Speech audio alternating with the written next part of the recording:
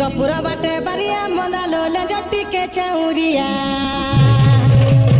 आज टंका देली पछे बिहाली गला तो टंका मारिया। अरे सिंगापुर बाटे बरिया मंदा लोले जट्टी के चौरिया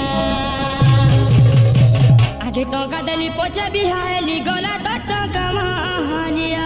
सोहन सोहन गला तो टंका महालिया लो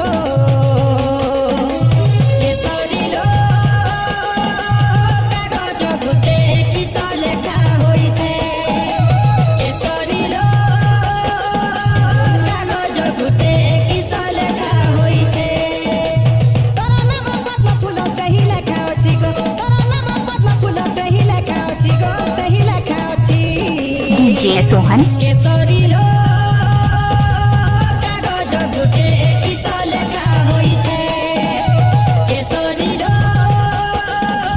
कागज गुटे किस लेखा होई छे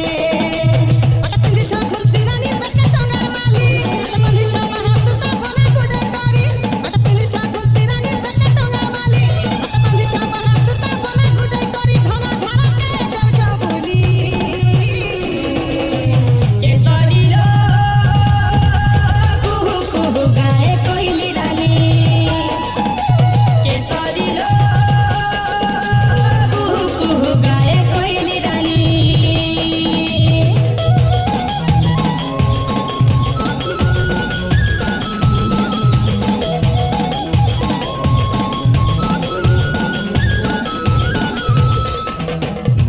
सोहन कुमार